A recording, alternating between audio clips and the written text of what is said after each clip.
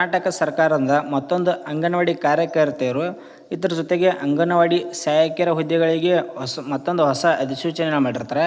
ಇದಕ್ಕೆ ಅರ್ಜಿಯನ್ನು ಸಲ್ಲಿಸಲು ಪ್ರಾರಂಭ ದಿನಾಂಕ 2/9/2025. ಇಲ್ಲಿ ನೋಡ್ರಿ 2/9/2025 ಅರ್ಜಿಗಳು ಪ್ರಾರಂಭ ಆಗಿರ್ತವೆ. ಮತ್ತು ಅರ್ಜಿಯನ್ನು ಸಲ್ಲಿಸೋಕೆ ಕೊನೆಯ ದಿನಾಂಕ ಮುಂದೆ ತಿಳಿಸ್ಕೊಡ್ತಾನೆ ಸ್ನೇಹಿತರೆ. ಮತ್ತು ಇವು ಎಲ್ಲೆಲ್ಲಿ ಎಷ್ಟೆಷ್ಟು ಪೋಸ್ಟ್ಗಳು ಖಾಲಿದಾವೆ ಮತ್ತು ಇದಕ್ಕೆ ವಯಸ್ಸಿನ ಮಿತಿ ಮತ್ತು ನಿಮಗೆ ಮಂತ್ಲಿ ಸ್ಯಾಲ್ರಿ ಸೆಲೆಕ್ಷನ್ ಪ್ರೊಸೆಸ್ ಎಲ್ಲವೂ ಈ ವಿಡಿಯೋದಲ್ಲಿ ಇರ್ತೈತಿ.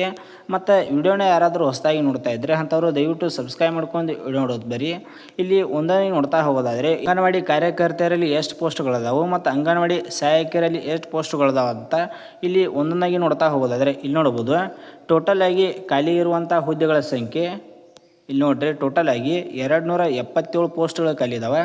ಅಂಗನವಾಡಿ ಕಾರ್ಯಕರ್ತೆಯರು ಮತ್ತು ಅಂಗನವಾಡಿ ಸಹಾಯಕರು ಅಂಗನವಾಡಿ ಕಾರ್ಯಕರ್ತೆಯರಲ್ಲಿ 8 ಪೋಸ್ಟ್ಗಳು ಖಾಲಿದಾವೆ ಮತ್ತು ಅಂಗನವಾಡಿ ಸಹಾಯಕರಲ್ಲಿ 8 ಪೋಸ್ಟ್ಗಳು ಖಾಲಿದಾವೆ ಅಂತ ಮುಂದೆ ತಿಳಿಸ್ಕೊಡ್ತಾನು. ಮತ್ತು ಇದಕ್ಕೆ ಅರ್ಜಿಯನ್ನು ಸಲ್ಲಿಸೋಕೆ ಅರ್ಜಿ ಶುಲ್ಕ ನೋಡ್ರಿ. ಇಲ್ಲಿ ನೋಡ್ಬೋದು ಸ್ನೇಹಿತರೆ. ಸಾಮಾನ್ಯ ವರ್ಗದ ಅಭ್ಯರ್ಥಿಗಳಿಗೆ, SC/ST ವರ್ಗದ ಅಭ್ಯರ್ಥಿಗಳಿಗೆ ಮತ್ತು PWD ವರ್ಗದ ಅಭ್ಯರ್ಥಿಗಳಿಗೆ, ಇದರ ಜೊತೆಗೆ 2A 3A 3B 2B ವರ್ಗದ ಅಭ್ಯರ್ಥಿಗಳಿಗೆ ನಿಮಗೆ ಯಾವುದೇ ರೀತಿಯಾಗಿ ನಿಮಗೆ ಅಪ್ಲಿಕೇಶನ್ ಚಾರ್ಜಸ್ ಇರುವುದಿಲ್ಲ. ನಿಮಗೆ ಯಾವುದೇ ರೀತಿಯಾಗಿ ಅಪ್ಲಿಕೇಶನ್ ಶುಲ್ಕ ಇರುವುದಿಲ್ಲ. ಶುಲ್ಕ ವಿನಾಯಿತಿಯನ್ನು ಕೊಟ್ಟಿರ್ತಾರೆ.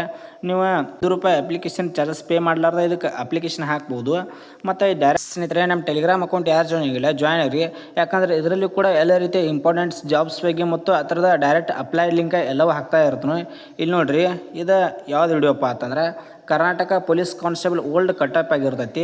ಅದರ ಡೈರೆಕ್ಟ್ ಇಲ್ಲಿ PDF ಕೂಡ ಕೊಟ್ಟಿರ್ತಾನೆ. ಇಲ್ಲಿ ನೋಡ್ಬೋದು. ಕಳೆದ ಬಾರಿ ನಡೆದಂತಹ ಪೊಲೀಸ್ ಕಾನ್ಸ್ಟೇಬಲ್ ಹುದ್ದೆಗಳ ವಿದ್ಯಾರ್ಥಿಗಳು ಪಡೆದಂಥ ಅಂಕಗಳ ಲಿಸ್ಟ್ ಹೆಂಗೆ ಲಿಸ್ಟ್ ಬರ್ತದೆ.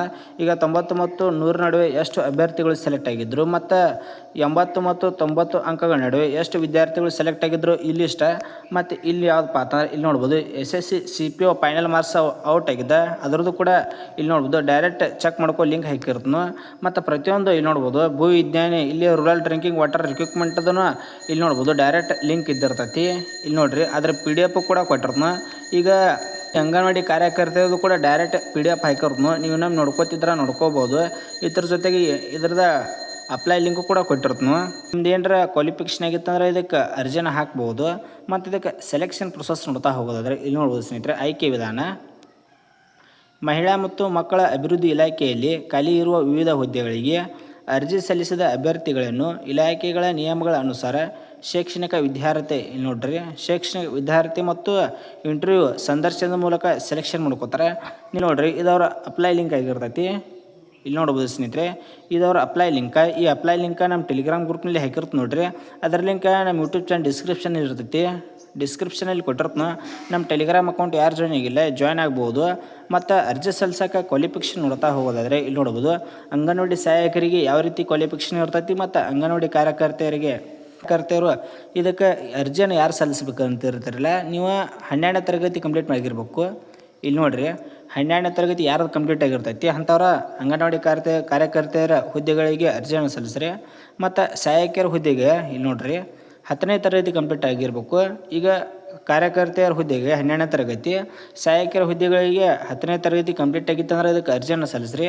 ಮತ್ತು ಆಗಲೇ ತಿಳಿಸ್ಕೊಟ್ಟಂತೆ ಅರ್ಜಿ ಸಲ್ಲಿಸಲು ಪ್ರಾರಂಭ ದಿನಾಂಕ ನೋಡ್ರಿ 2/9/2025 ಅರ್ಜಿಗಳ ಪ್ರಾರಂಭ ಆಗ್ಯಾವ. ಮತ್ತು ಕೊನೆಯ ದಿನಾಂಕ 10/10/2025 ಇದು ಅರ್ಜಿಯನ್ನು ಸಲ್ಲಿಸಲು ಕೊನೆಯ ದಿನಾಂಕ ಆಗಿರ್ತೈತಿ. ಮತ್ತು ವಯಸ್ಸಿನ ಮಿತಿ ನೋಡ್ಬೋದು. ಅರ್ಜಿಯನ್ನು ಸಲ್ಲಿಸೋಕೆ ಕನಿಷ್ಠ ಇಲ್ಲಿ ನೋಡ್ರಿ, ಕನಿಷ್ಠ 18 ವರ್ಷ ಮತ್ತು ಗರಿಷ್ಠ ನೋಡ್ತಾ ಹೋಗೋದಾದರೆ ಗರಿಷ್ಠ 36 ವರ್ಷ ಇರ್ತೈತಿ. ಮತ್ತು ಆಯ್ಕೆಯಾದ ಅಭ್ಯರ್ಥಿಗಳಿಗೆ ಮಂತ್ಲಿ ನಿಮಗೆ ಸ್ಯಾಲ್ರಿ ನೋಡ್ತಾ ಹೋದಾದರೆ ಮಂತ್ಲಿ ನಿಮ್ಗೆ 10,000ದಿಂದ 12,000 ರೂಪಾಯಿ ನಿಮ್ಗೆ ಮಂತ್ಲಿ ಸ್ಯಾಲ್ರಿ ಇರ್ತೈತಿ. ಅಂಗನವಾಡಿ ಕಾರ್ಯಕರ್ತೆಯರಂತ 56 ಪೋಸ್ಟ್ಗಳನ್ನು ಕರೆದಿರ್ತಾರೆ. ಅಂಗನವಾಡಿ ಕಾರ್ಯಕರ್ತೆಯರಲ್ಲಿ 56 ಪೋಸ್ಟ್ಗಳು ಮತ್ತು ಅಂಗನವಾಡಿ ಸಹಾಯಕಿಯರಲ್ಲಿ 221. ಇಲ್ಲಿ ನೋಡ್ರಿ, ಅಂಗನವಾಡಿ ಕಾರ್ಯಕರ್ತೆಯರಲ್ಲಿ 56 ಪೋಸ್ಟ್ಗಳನ್ನು ಮತ್ತು ಅಂಗನವಾಡಿ ಸಹಾಯಕರಲ್ಲಿ 221. ಈ ರೀತಿಯಾಗಿ ಟೋಟಲ್ ಆಗಿ 277 ಪೋಸ್ಟ್ಗಳಿಗೆ ಅಧಿಸೂಚನೆಯನ್ನು ಮಾಡಿರ್ತಾರೆ. ಮತ್ತು ಆಗಲೇ ತಿಳಿಸ್ಕೊಟ್ಟಂತೆ ಇಲ್ಲಿ ನೋಡ್ಬೋದು ಇಲಾಖೆಯ ವೆಬ್ಸೈಟ್ ಇದವರ ವೆಬ್ಸೈಟ್ ಆಗಿರ್ತೈತಿ. ಈ ವೆಬ್ಸೈಟ್ ಮುಖಾಂತರ ಇದಕ್ಕೆ ಅರ್ಜಿಯನ್ನು ಸಲ್ಲಿಸ್ಬೇಕಾಕತಿ. ಮತ್ತು ಅವ್ರ ಹೆಚ್ಚಿನ ಮಾಹಿತಿಯಾಗಿ ಕಚೇರಿಯ ದೂರವಾಣಿ ಸಂಖ್ಯೆ ಕೂಡ ಕೊಟ್ಟಿರ್ತಾರೆ. ಇಲ್ಲಿ ನೋಡ್ರಿ, ಬೆಳ್ತಂಗಡಿ ಇದು ಕಚೇರಿಯ ದೂರವಾಣಿ ಸಂಖ್ಯೆ ನೋಡ್ತಾ ಹೋಗೋದಾದರೆ ಇಲ್ಲಿ ನೋಡ್ಬೋದು ಇದು ಅವ್ರ ಕಚೇರಿಯ ದೂರವಾಣಿ ಸಂಖ್ಯೆ ಆಗಿರ್ತೈತಿ. ಮತ್ತು ಬಂಟ್ವಾಳ, ಅದೇ ರೀತಿಯಾಗಿ ಮಂಗಳೂರು ಮತ್ತು ಪುತ್ತೂರು, ಸುಳ್ಯ, ವಿಟ್ಲಿ ಇದವರ ಕಚೇರಿಯ ದೂರವಾಣಿ ಸಂಖ್ಯೆ ಆಗಿರ್ತೈತಿ. ಇವು ಎದಕ್ಕೆ ಕೊಟ್ಟಿರ್ತಾರಪ್ಪ ಅಂತಂದರೆ ನೀವು ಅರ್ಜಿ ಸಲ್ಲಿಸೋ ಮುಂದೆ ಏನಾದರೂ ನಿಮ್ಗೆ ಗೊತ್ತಾಗ್ಲಿಕ್ಕಂತಂದ್ರೆ ಈ ಕಾಂಟ್ಯಾಕ್ಟ್ ನಂಬರ್ ಇದ್ದಿರ್ತೈತಿ, ಅಲ್ಲಿ ನೀವು ಕಾಂಟ್ಯಾಕ್ಟ್ ಮಾಡಿ ಕೇಳ್ಬೋದು, ನೋಡ್ಬೋದು. ಮತ್ತು ಅರ್ಜಿಯನ್ನು ಯಾವ ರೀತಿಯಾಗಿ ಸಲ್ಲಿಸಬೇಕು ಅದನ್ನು ಕೂಡ ಈ PDF ಇರ್ತೈತಿ. ಇಲ್ಲಿ ಅರ್ಜಿಯನ್ನು ಯಾವ ರೀತಿಯಾಗಿ ನೀವು ಒಂದೊಂದಾಗಿ ಸಲ್ಲಿಸಬೇಕಪ್ಪ ಅಂತಂದ್ರೆ ಇಲ್ಲಿ ನೋಡ್ರಿ, ಅಭ್ಯರ್ಥಿಗಳು ಮೊದಲ ಹಂತದಲ್ಲಿ ಆನ್ಲೈನ್ ಅರ್ಜಿ ನಮೂನೆಯಲ್ಲಿ ಭರ್ತಿ ಮಾಡಬೇಕು. ಇಲ್ಲಿ ನೋಡ್ರಿ, ಮೊದಲ ಹಂತದಲ್ಲಿ ಆನ್ಲೈನ್ ಅರ್ಜಿ ನಮೂನೆಯಲ್ಲಿ ಭರ್ತಿ ಮಾಡಬೇಕು. ಮತ್ತು ಎರಡನೇ ಹಂತದಲ್ಲಿ ಸಹಿ ಹಾಗೂ ಭಾವಚಿತ್ರ ಇಲ್ಲಿ ನೋಡ್ಬೋದು, ಸಿಗ್ನೇಚರ್ ಮತ್ತು ಫೋಟೋ ಎರಡನೇ ಹಂತದಲ್ಲಿ. ಇದು ಒಂದನೇ ಹಂತದಲ್ಲಿ ನಿಮ್ಮ ಡೀಟೇಲ್ಸ್ ಕೇಳ್ತೈತಿ, ನಿಮ್ಮ ವಯಸ್ಸು ಮತ್ತು ನಿಮ್ಮ 10th ಮಾರ್ಕ್ಸ್ ಕಾರ್ಡ್ನಲ್ಲಿ ಹೆಸರು ಯಾವ ರೀತಿಯಾಗಿರ್ತೈತಿ ಅದ ಈ ರೀತಿಯಾಗಿ ಒಂದನೇ ಹಂತದಲ್ಲಿ ಕೇಳ್ತೈತಿ. ಎರಡನೇ ಹಂತದಲ್ಲಿ ನಿಮ್ಮ ಸಿಗ್ನೇಚರ ಮತ್ತು ಫೋಟೋ ಅಪ್ಲೋಡ್ ಮಾಡೋಕ್ಕೆ ಕೇಳ್ತೈತಿ. ನಂತರ ಇಲ್ಲಿ ನೋಡ್ಬೋದು ಈ ಸೈನ್ ಇನ್ ಹಂತವನ್ನು ಕಡ್ಡಾಯವಾಗಿ ಪೂರ್ಣಗೊಳಿಸಬೇಕು, ಈ ಸೈನ್ ಇನ್ ಮಾಡಬೇಕು. ಇದ್ರ ಜೊತೆಗೆ ಮೂರನೇ ಹಂತ ನೋಡ್ಬೋದು, ಇದು ಒಂದನೇ ಹಂತ, ಇದು ಎರಡನೇದಲ್ಲಿ ಸಿಗ್ನೇಚರ್ ಮತ್ತು ಫೋಟೋ ಅಪ್ಲೋಡ್ ಮಾಡಬೇಕು. ಮೂರನೇ ಹಂತದಲ್ಲಿ ಸಂಬಂಧಪಟ್ಟ ಎಲ್ಲ ದಾಖಲಾತಿಗಳನ್ನ ಅಪ್ಲೋಡ್ ಮಾಡಬೇಕು. ಇಲ್ಲಿ ನೋಡಿರಿ, ನಿಮ್ಮ ಡಾಕ್ಯುಮೆಂಟ್ಸ್ಗಳನ್ನ ಅಪ್ಲೋಡ್ ಮಾಡಬೇಕಾಗತ್ತಿ. ಹಂತಗಳನ್ನ ಫಾಲೋ ಮಾಡ್ಕೊಂಡು ನೀವು ಇದಕ್ಕೆ ಅರ್ಜಿಯನ್ನು ಸಲ್ಲಿಸ್ಬೋದು. ಮತ್ತು ಆಗಲೇ ತಿಳಿಸ್ಕೊಟ್ಟಂತೆ ನೀವು ಅರ್ಜಿ ಸಲ್ಲಿಸ್ ಮುಂದೆ ನಿಮ್ಗೆ ಏನಾದರೂ ಪ್ರಾಬ್ಲಮ್ ಆಗ್ತಂದ್ರೆ ಇದನ್ನು ಅವ್ರ ಕಚೇರಿಯ ದೂರವಾಣಿ ಸಂಖ್ಯೆ ಇದ್ದಿರ್ತೈತಿ, ಅವರ ಕಚೇರಿಗೆ ಕಾಂಟ್ಯಾಕ್ಟ್ ಮಾಡಿ ನೀವು ಅರ್ಜಿಯನ್ನು ಸಲ್ಲಿಸ್ಬೋದು.